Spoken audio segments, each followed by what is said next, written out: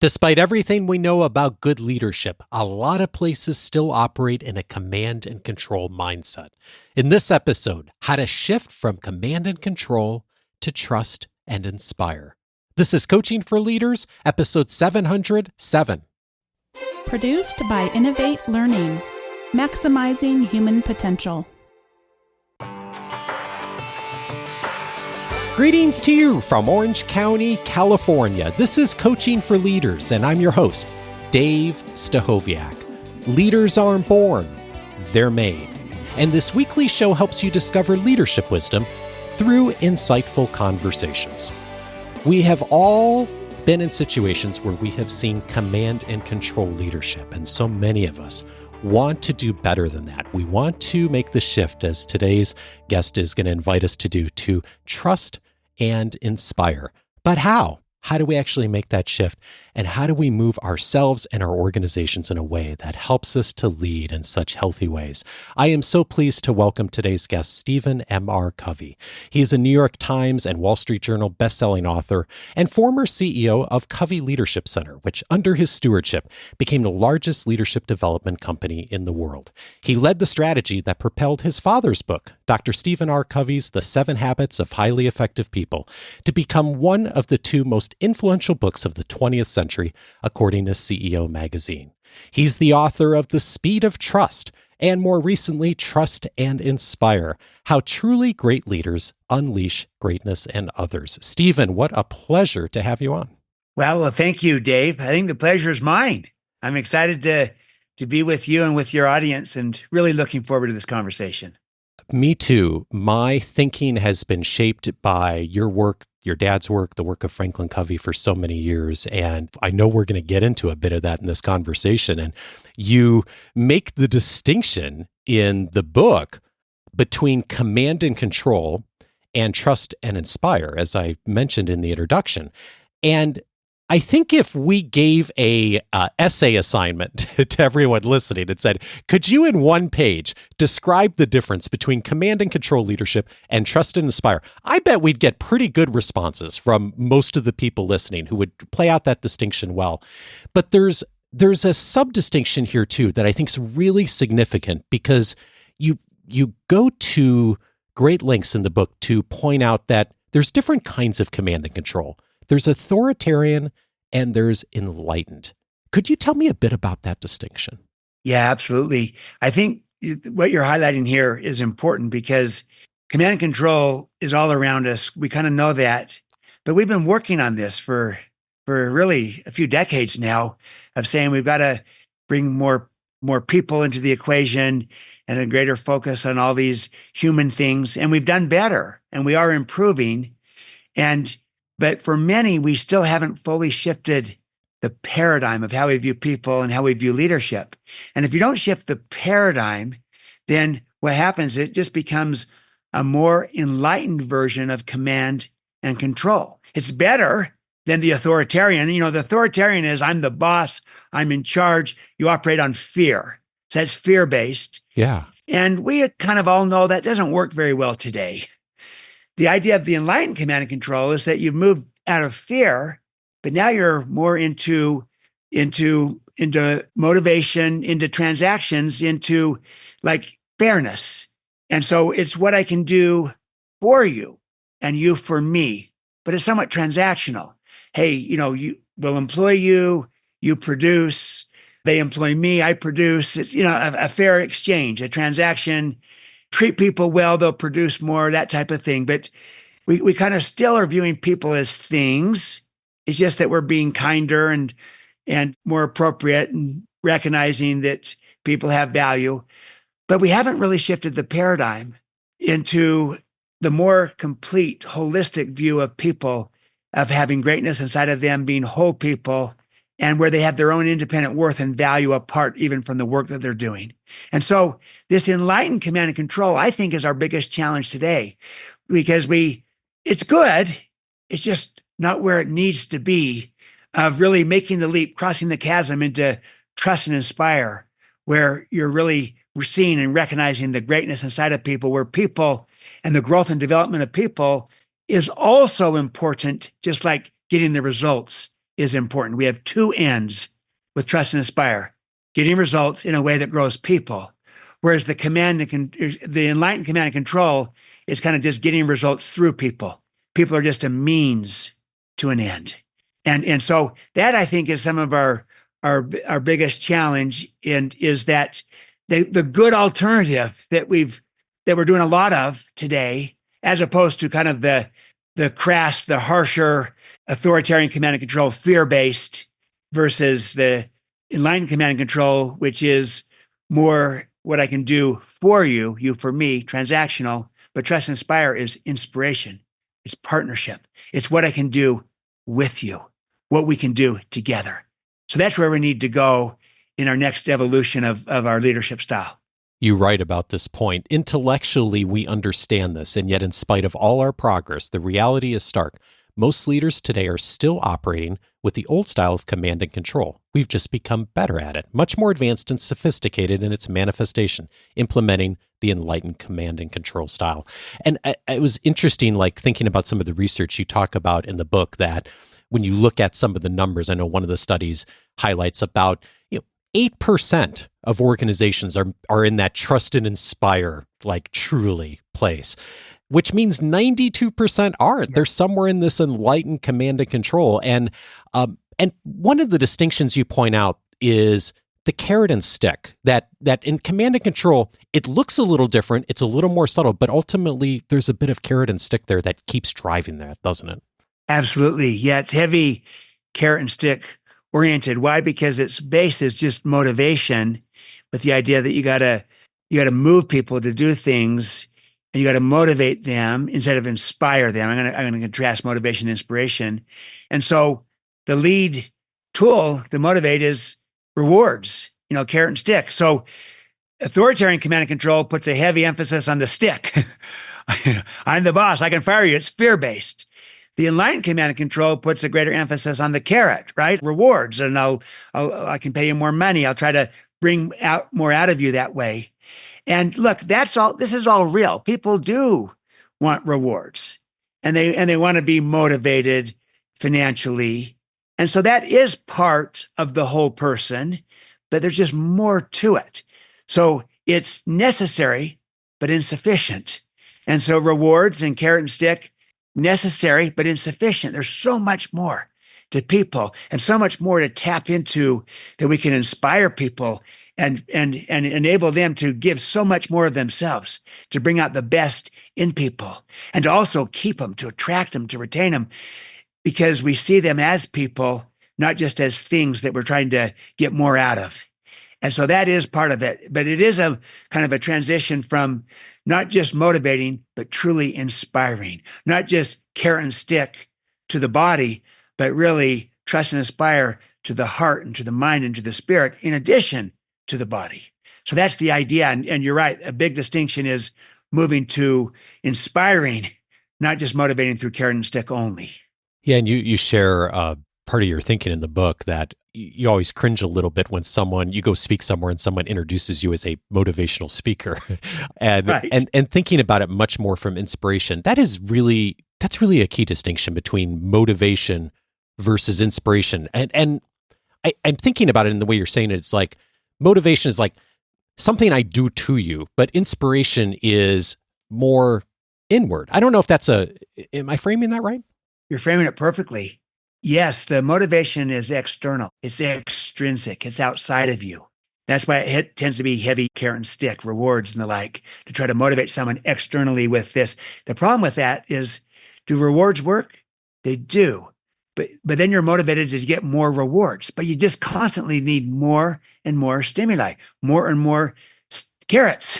And whereas inspiration, by contrast, to your point, Dave, inspiration is internal. It's intrinsic. It's inside of people. We're trying to light that fire within, because that fire, once lit, can burn on for months, if not for years, without the need for constant new external stimuli. See, inspire comes from the Latin term inspirare, and it means to breathe life into. So trust and inspire breathes life into relationships, into teams, into cultures. Whereas command and control, even enlightened command and control, often can suck the life out of. And so that contrast, external versus internal, motivation versus inspiration, we're trying to light that fire within. And the best way we can do it for others is to first light our own fire within, find our purpose, our why, become inspired ourselves, because a lit candle can light a lot of other candles, but a candle that has gone out or is unlit can't light another candle. It's hard to inspire another if we ourselves aren't inspired. So there's a sense of you move from the inside out on this. You always look in the mirror, start with yourself, you go first. But that's the idea. You go inward. And as my friend Doug Conant, he's the former CEO of Campbell's Soup Company, he likes to say, the only way out is in. So we all got to go inside, starting with ourselves, and then we move outside to relationships, to teams, to cultures, inside out. And that's how we lead. That's how we inspire. And so inspiration is internal, whereas motivation is external. And in the spirit of that, one of the things I really loved about the book is like framing the belief system, because thinking about what we believe internally like shapes so many of our actions and our behaviors. And it's easy for all of us to think, okay, well, I listen to a podcast like this, I read books, I try to do right by people. I'm a trusted, inspired leader, at least most of the time. And one of the things you point out is the biggest barrier to becoming a trusted, inspired leader is that we think we already are one. And that's one of the reasons I think, like, looking at some of these beliefs and like where these beliefs begin is so critical. And this is not the first one, but it's the one that's coming up for me in the context of what you just said, Stephen, that leadership, like one of these big beliefs is that people are whole people. So my job as a leader is to inspire, not merely motivate. And you highlight 4 aspects that make up the whole person. Tell me about that. What is it about the whole person perspective that's so critical about the belief of trust and inspire? Yeah, absolutely. So this is kind of a fundamental belief is a mindset or a paradigm.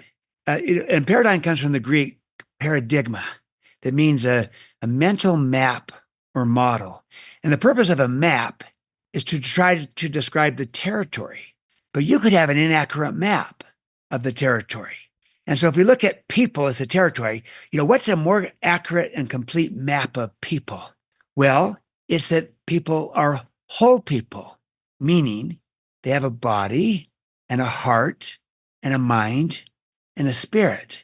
And the idea is that, the body is the economic need, the physical need. The heart is the emotional, social need. The mind, the mental, the intellectual need, and the spirit is that need for purpose and for meaning and for contribution, to matter, to make a difference. That's the whole person. And if people were only just a body, just economic beings, then motivation would be sufficient. Just pay them, because that's all they are.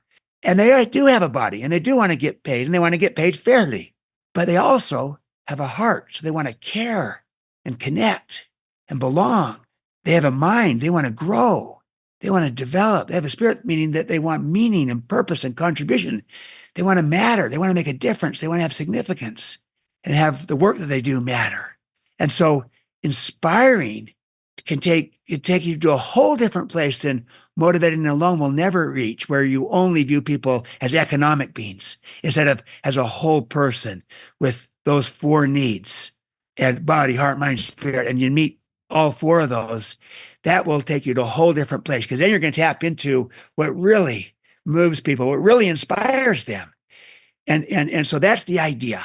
And it's how we view them. And so I would just say this for a leader, a practical way to apply this is to say, okay, look, everyone's being paid, or else people wouldn't work at their jobs, right? There's a Maslow's hierarchy of needs at play here.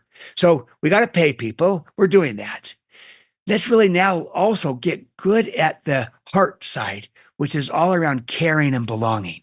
And as a leader, how am I doing it in terms of the caring that people feel from me, and the sense of belonging that I built on my team? Is there a sense of belonging? Do the people know that I care? Do I care? Focus there for the heart. For the mind, focus on on are people growing? Are they developing? Am I giving people opportunities to grow? And I care about their growth.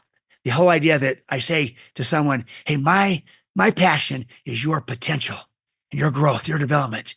I want people to feel that from me, that I know that they know that I care about their growth, because that matters to them.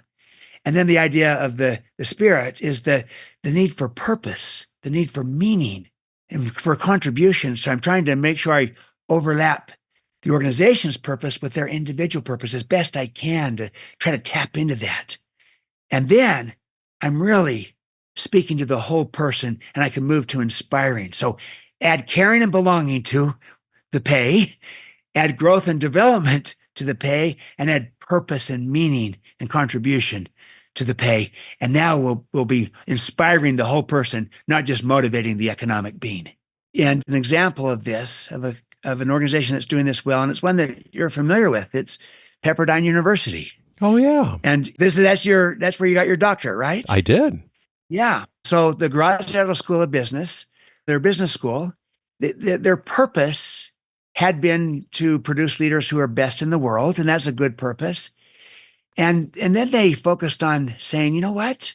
They changed one word and really transformed everything. They said, no, our purpose is not just to produce leaders who are best in the world. Our purpose is to produce leaders who are best for the world. Best for the world leaders. And suddenly people became inspired by that I'm not just working for a great institution, doing important work, helping people become their best version of themselves.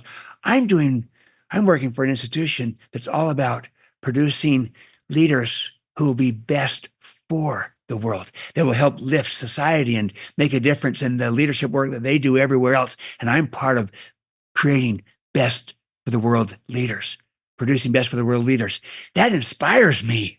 That taps into my mind and my spirit. I volunteer that, and I feel a greater desire to go there when I feel like I'm doing something that's so meaningful, has such purpose in it. That's what I'm talking about, just trying to find the ways to create and embed purpose, meaning, and contribution into the work that we're doing.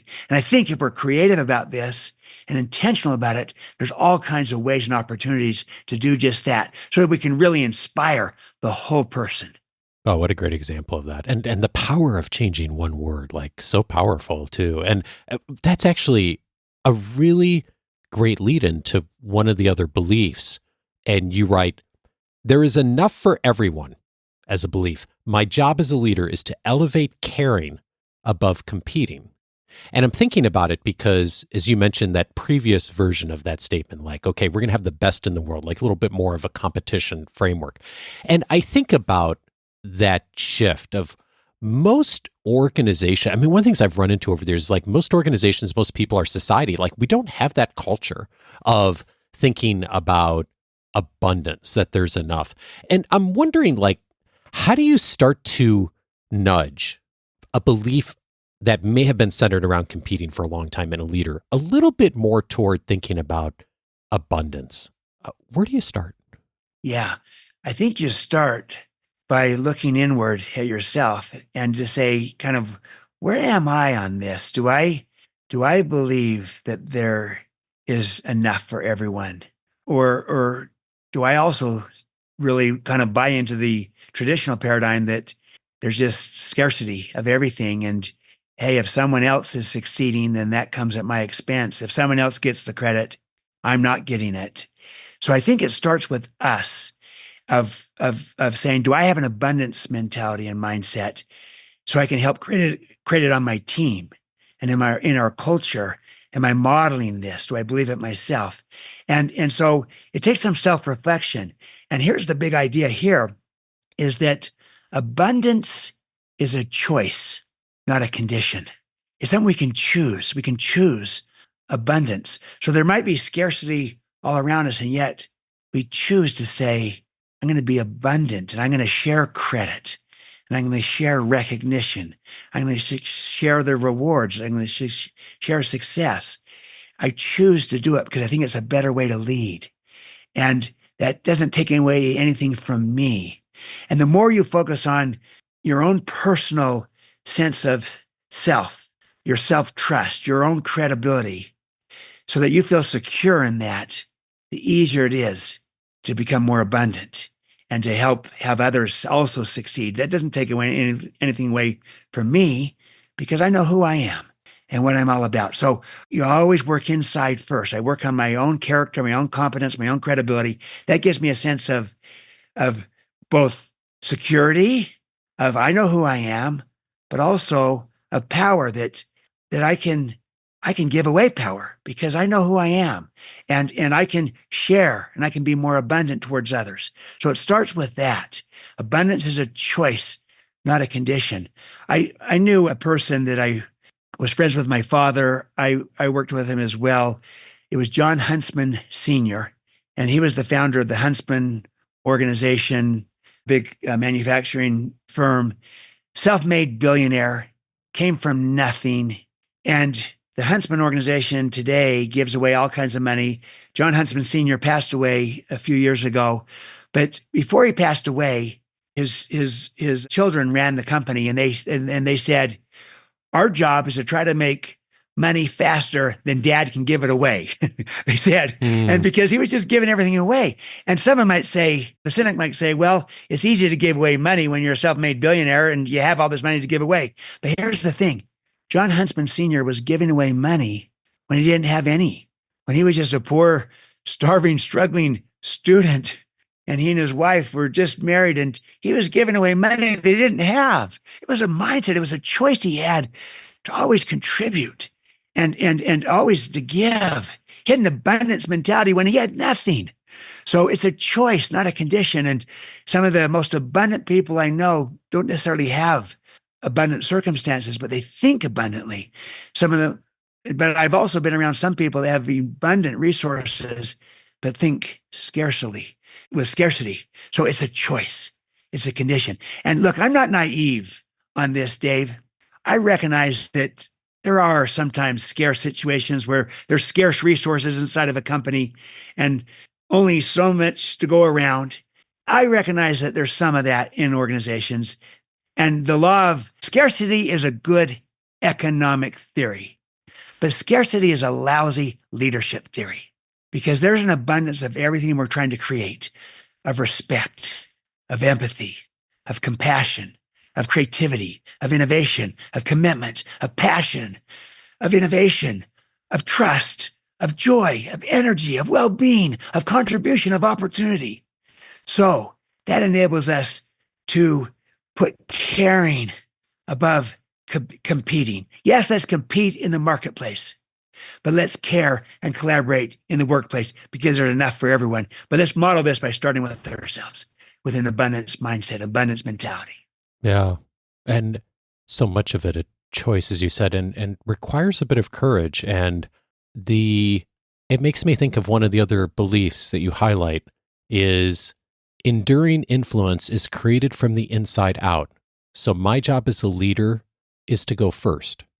And I think about what you just said of making that choice, and especially in an organization that maybe is a little more command and control, of being the person who responds with abundance, or being the person who says, I'm going to put some of the mental care and those intellectual needs into the conversations and the meaning and the purpose in those conversations. But either way, we have to go first, right? Absolutely. Someone needs to go first. Leaders go first in any circumstance, any situation. So if we want to see, to your point, more abundance in the culture where people share credit more freely and abundantly, be the first to share credit and recognition abundantly. Model what this looks like. Be the first to believe that we can create more and there could be enough for everyone. Model it on your team, even when we have perhaps actually scarce resources of what can be allocated. There might be some scarcity there, but you can model abundance around what we can create together. You can go first in that. You want more respect? Be the first to show and demonstrate respect. We want more openness and more transparency in the culture. Maybe it's a lot of hidden agendas operating. Be the first to be open and transparent. Want more empathy, more understanding? Be the first to be empathic, to demonstrate understanding for another. You want more trust? Be the first to be both trustworthy and trusting. Someone needs to go first. Leaders go first. That's a tall task. It sounds simple. It's simple, but it's not easy, right? Yeah. But it takes a lot of courage. So that's the idea. And it's such a powerful idea. And I think about what you just said, and I'm reflecting on some of the recent conversations I've had with our members. And when we get into situations where something difficult has happened, how does someone get the results they want for their team, or what are happening with scarce resources in the organization? I mean, to come back to where we started, it's interesting, by the way, and the people that I'm working with are people who like get this, right? They are all about trust and inspire. Yep. They're the people that could write the perfect essay and espouse all this, like just like you and I could. And yet when we get into like the tough situation and the politics and the emotion of the moment, it's so interesting how often the conversation immediately goes to the carrots. Like, how do we pay someone a little more? How do we give them an incentive? How do we do this? And to the point earlier, like, that's all important, right? It's one of the key pieces. But it's interesting to me, even though we all know better, how much the heart, the mind, the spirit piece is missing. And oftentimes we're thinking like, okay, why isn't the organization doing this? Why? And oftentimes one of the answers is, okay, where do I go? Like, how do I be the one that starts? How do I go first? And that's what it takes.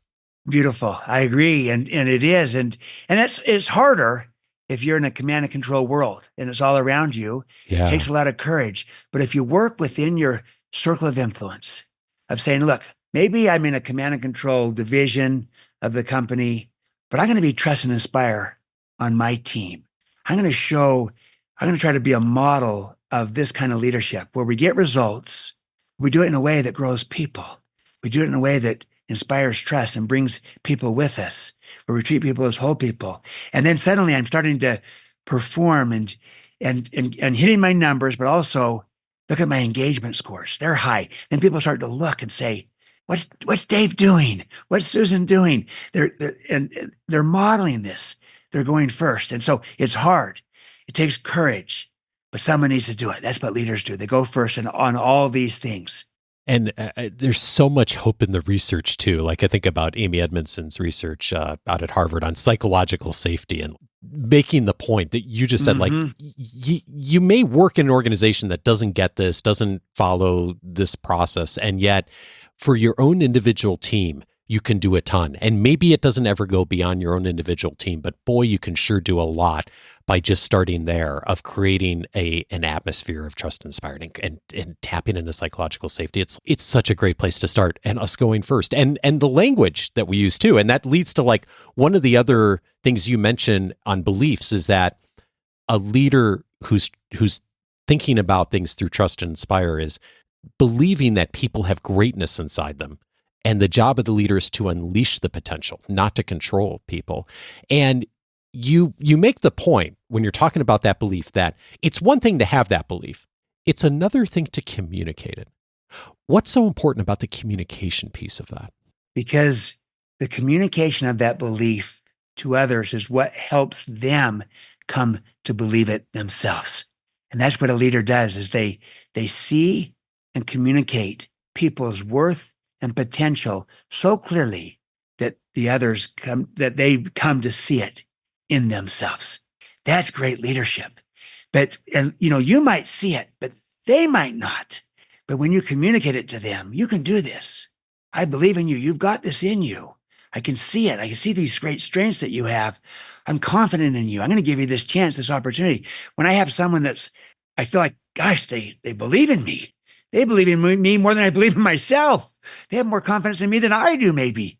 Then I start to come to see it that I can do this. That's great leadership.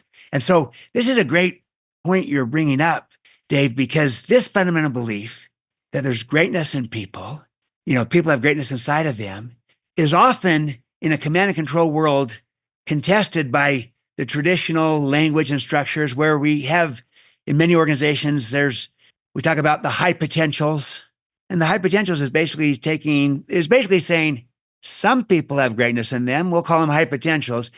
What does that communicate to the rest of the people in the organization? And even to us, we suddenly don't look for the greatness in others. We just look for it in the high potentials.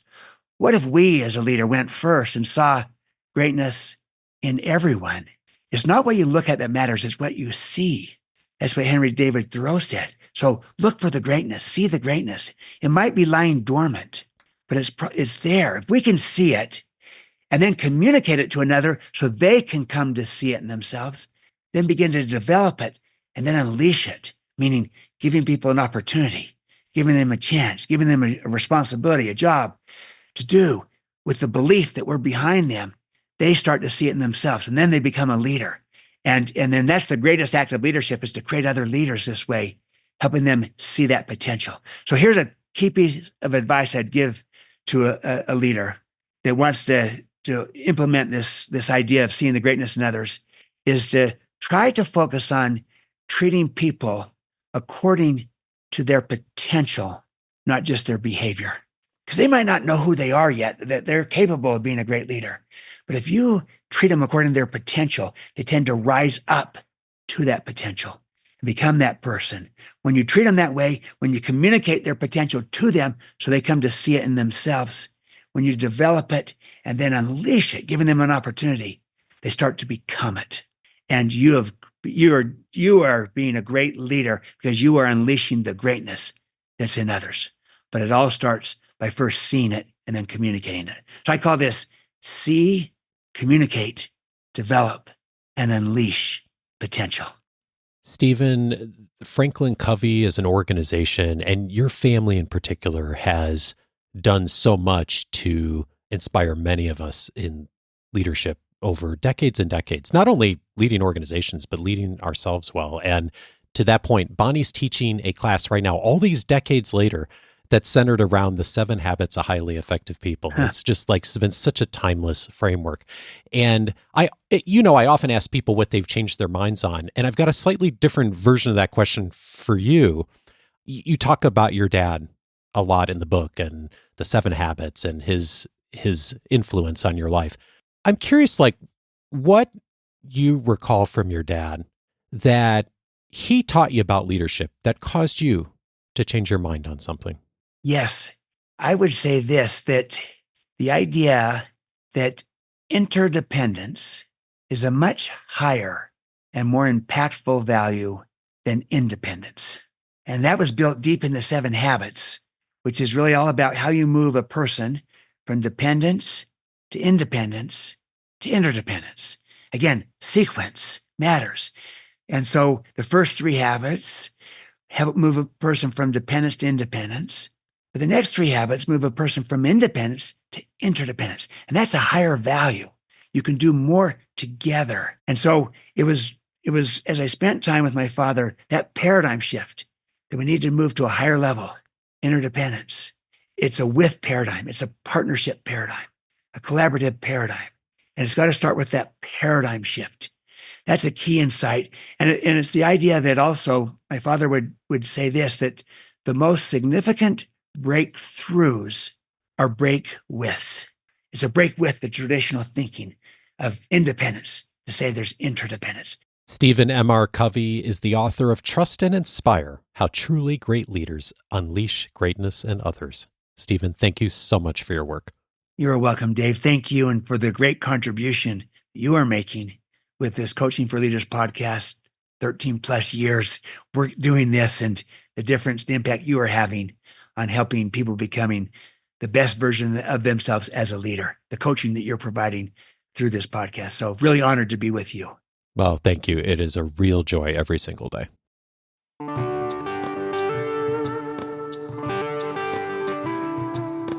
If this conversation was helpful to you, 3 related episodes I'd recommend. One of them is episode 404, How to Build Psychological Safety. Amy Edmondson was my guest on that episode, talking about her work out at Harvard and all the incredible research she's been doing over the years to help us all get better at making teams, organizations, safe places for people to be able to communicate and to talk about mistakes. And so many of the things we all espouse in organizations, and yet in practice, doesn't happen in a lot of places. The starting points for that in episode 404 and where to begin. And yes, even if you're in an organization where that may not be the case broadly, there's a lot all of us can do as individual leaders to bring more of that into our teams. Episode 404, a great starting point for you. Also recommended episode 488, Leadership Means You Go First. Keith Ferrazzi was my guest on that episode, and that was his message. Leadership means we go first. It is the responsibility of the leader to set the tone, and yes, to take the first step. You heard echoes of that in this conversation with Stephen. More to inspire us from Keith. Keith will also be back on the show in just a few weeks as well, episode 488 for that. And then finally, I'd recommend episode 626, The Starting Point for Repairing Trust with Henry Cloud. Henry and I talked about the situation we all find ourselves in, which is someone has broken trust with us for whatever reason. And then what do we do? We've almost all of us run into that situation in the workplace, most of us many times, where for whatever reason we've lost trust with someone else, and yet we still need to work with them. Maybe they're a peer, maybe they're a manager, maybe they're a key stakeholder. How do we move forward past an event where trust was destroyed? Episode 626, the beginning points for that. All of those episodes you can find, of course, on the coachingforleaders.com website. And if you haven't yet, I'd invite you to set up your free membership at coachingforleaders.com. It's going to give you access to the entire library of episodes that I've aired since 2011 with all the experts who've appeared on the show, and the ability to search by topics so you can find exactly what you're looking for. And one of the other resources inside of the free membership is a resource called Dave's Library. That is where I catalog everything that I find online. Anytime I see an article that I think is useful in Harvard Business Review and read it and find it helpful and maybe even pass it along in the weekly leadership guide that many of you receive, I also database it inside of my library with the relevant tags on the topics that are most important. If I find something in the New York Times, I do the same thing. If I hear an episode from my friend Tom Henschel's podcast, The Look and Sound of Leadership, that I think is going to be useful, not only do I pass it along in the guide, but I put it inside of Dave's library, inside the free membership. There are thousands of entries there. Do not spend time tracking everything down yourself. If you're looking for a resource or a credibility piece for a stakeholder, and you're trying to find just the right resource, the article, the video, the podcast for you, that's a great place to start. Set up your free membership at coachingforleaders.com. Once you get inside, just click on Dave's library. You'll have full access to my entire library. It's the same library I use to find things that I know I've databased that'll be useful for not only you, but also for me too. So right inside there, it's just one of the many benefits inside of the free membership. And if you're looking for a bit more, you may want to find out about Coaching for Leaders Plus while you're online. Go over to coachingforleaders.plus for more information. One of the key benefits of Coaching for Leaders Plus is a weekly journal entry every single week from me. I am recording a specific thought, an idea, oftentimes a model I think will be helpful, and most recently, some thoughts on trajectory of our lives and our careers and how a small nudge can make a big difference and where we can begin, a little inspiration to do that. It's just one of the several benefits inside of Coaching for Leaders Plus. You can find out more by going over to coachingforleaders.plus. Coaching for Leaders is edited by Andrew Kroger. Production support is provided today, as always, by Sierra Priest. Next week, I'm glad to welcome Charles Feltman to the show. We are going to be having a related conversation on how to prepare for a conversation with someone you don't trust. Join me for that conversation with Charles, and I'll see you back here on Monday.